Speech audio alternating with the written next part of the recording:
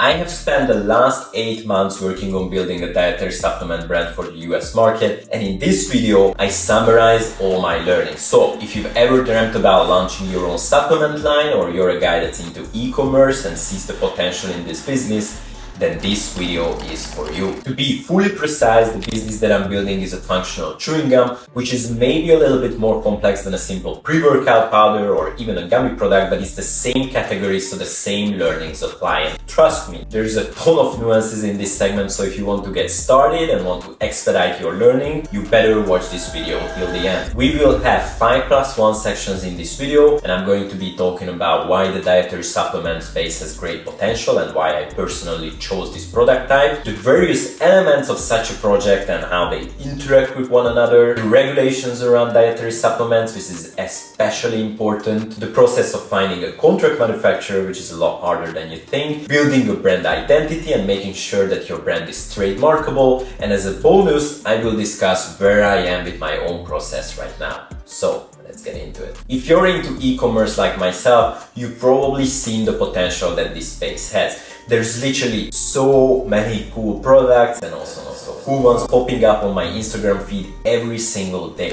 The stats say that the industry will grow 9% annually in the next 5 years, which is roughly double what the S&P 500 averages each year. Because of this growth and the fact that new products are popping up all the time, it's becoming more and more competitive, and I can tell you right now that this is not so easy as it seems from the outside. But on the positive side, since we're talking about a product that is meant to improve consumer health, the benefits are usually pretty easy to explain and understand, especially through content. And if content can sell a product at scale, it's likely because it also triggers impulse buying, which is a great advantage. Plus, unlike clothing, people run out of dietary supplements, so they need to restock, and this creates repeat purchases, which is also great. Now, that's the rational thinking behind why this is a good business to pursue, but I also have my own personal reasons. As I mentioned before, I'm building a functional chewing gum brand. I always liked chewing gums, and I've always consumed a lot of it, and I know it firsthand that these products could be improved. I want to bring higher quality, healthier products to the market. There are still very few functional chewing gum brands out there, and none with a global footprint, and certainly none with the brand image that I envision. So my goal is to innovate this space by creating a better product and building a scalable and cool lifestyle brand. The only way that I can do this is by building a lifestyle brand with a strong brand identity, and I don't think that I could do that with a gummy product or a pre-workout powder. They simply lack the qualities needed to build or scale a real lifestyle product. So that's my reasoning, both emotional and rational. But there is a catch. Even though I have experience in e-commerce and marketing and content, I had zero prior knowledge about the dietary supplement space. The regulations, the manufacturing, the risks involved, I'm learning these all on the fly, and they are very complicated, as you will see in the next sections. But before we get into that, let's break down the key elements of a dietary supplement project. Branding. Now listen, if you're entering a competitive market like this one,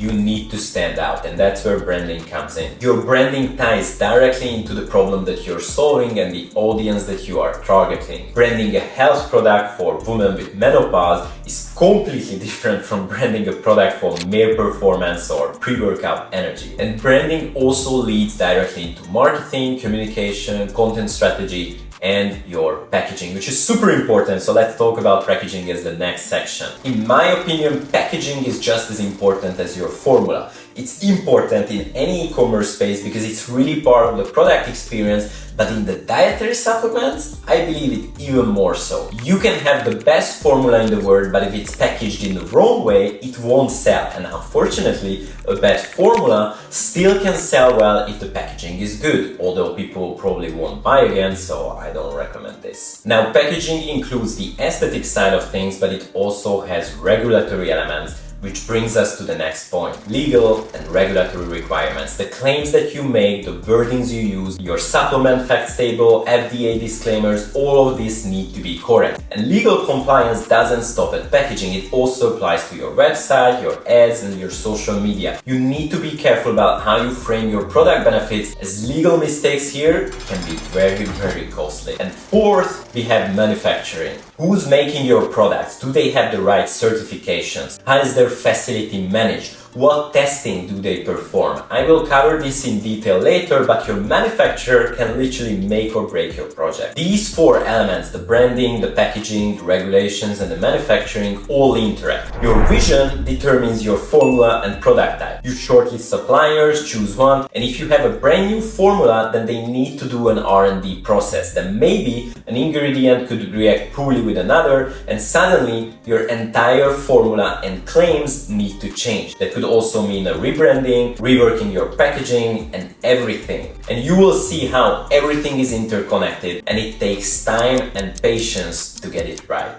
This is something that I found out as working on this project, and it's certainly something that's painful because you imagine that you will be out with your project by this deadline, you will start making sales, and it's so hard to build momentum when you have all these sections interacting with one another and you can't really go into this market with an MVP, with a poor formula or with the wrong packaging. You want to get everything right because of the legal regulations and because you want to build a product that actually has the right effect. Next up, let's talk about regulations. If you're like me, as somebody who likes to think about risks ahead of time, then regulations will be an area that you will pay attention. A mistake here can cost you your investment, your brand, your reputation, and even lead to lawsuits. So let's say that you know the problem that you're solving and the type of product that you want to build. What claims can you legally make? For supplements, there are two major types of claims. There are the health claims that suggest a link between your product and health benefits, like reducing disease risk or maintaining body functions. These require FDA approval. There are the structure function claims that describe how an ingredient affects or maintains the body's normal function, but don't claim to cure or prevent disease. These don't require FDA approval, but they must be backed by official studies. Now, most supplement brands go with the structure function claims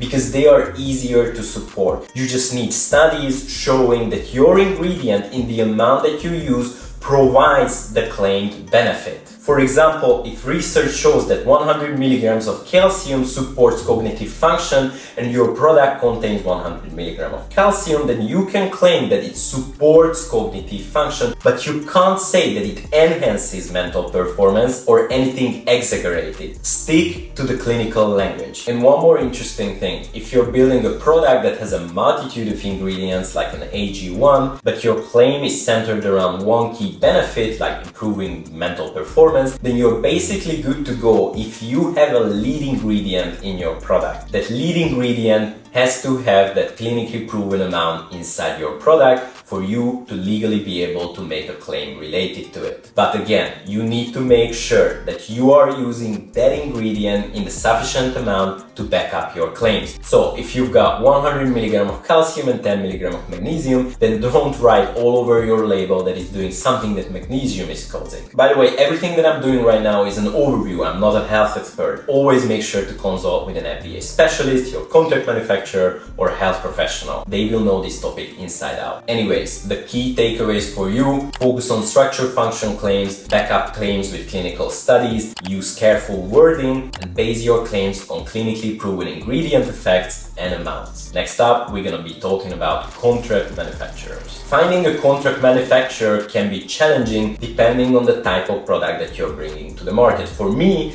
it was definitely tough. There are not many gum producers in the world, and even fewer that can produce gums with active ingredients. And of those, not all had the specific GMP certifications that are required for a distributor to legally claim the product as dietary supplement. That's right, if your manufacturer doesn't have the right certifications, then you are screwed from the start. Now, if you find this out on time and you don't have 10,000 packages printed yet, you could still market your product as a conventional food product instead, but that would likely require you to entirely change your formula. I found this out the hard way when a supplier sent over a draft contract and I realized that they didn't have a GMP certification. We could have reformulated and labeled it as a conventional food, but that would have been an entirely different product and an entirely a different brand. So we kept searching for a different supplier and ended up with one that does have the necessary certification, and they also come back to us a lot quicker. And this is directly leading into my next point. What else should you be testing with your supplier? How professional they are, how long they take to respond,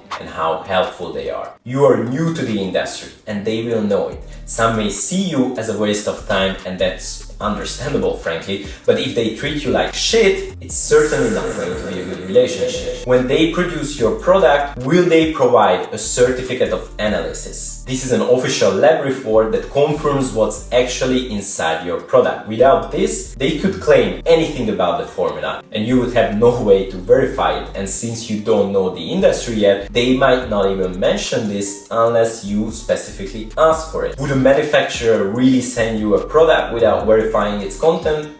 Maybe, maybe not, but this is the kind of risk that you need to protect yourself against. For more information on this, again, make sure that you consult with an FDA or contract manufacturing specialist. And finally, let's talk about how you can actually find your contract manufacturer. Personally, I built my initial list of potential suppliers using a LinkedIn data scraping tool. It pulled all the companies with gum manufacturer in their descriptions. And you can do something similar for your own product category. Then make sure that you reach out to all of them to compare their pricing, their communication style, and overall fit. Now, some of the manufacturers that I spoke with, they told me they don't work with anyone who doesn't place at least $1 million worth of orders per year. And if you don't spend that much, you don't qualify. Pricing also varies dramatically. Some manufacturers quoted me $6,000 per gum formulation, while others quoted $500 per gum.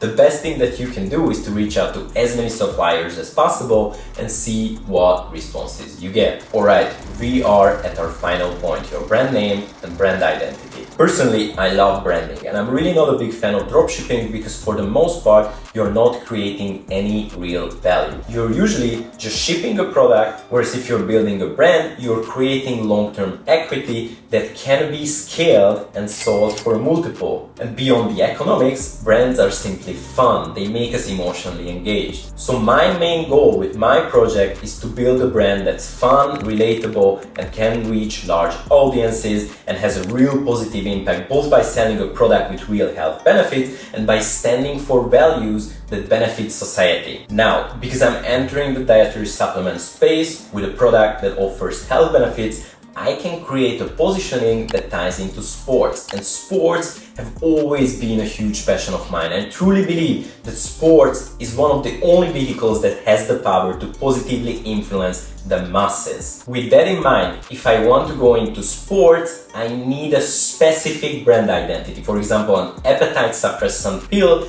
doesn't really feel sporty to me. It's more of a quick fix product. At least that's my opinion. Maybe somebody could build it into a sports brand, but for me, I don't really see that fitting. And the point that I'm trying to make is that your branding goals are directly connected to the key benefits and claims that you make, which also tie to your ingredients. So if your supplier pushes back on a certain ingredient and you decide to remove it, you may have to adjust your branding as well. Now, the dietary supplement space is highly competitive and a lot of brand names I already taken. For my project, we came up with 2 names that we had to drop because they were already in use. When I was building my first e-commerce company, a clothing brand, we registered the trademark early. At first, we only registered it in Hungary and only for clothing. Later, when I decided to sell the brand, I expanded the trademark to cover all of Europe. And when I submitted the application, I also included shoes because one of the potential buyers was a clothing brand whose main revenue came from footwear. After I submitted the trademark application, I received a legal notice from a US company demanding that I withdraw my trademark for shoes because it conflicted with their brand.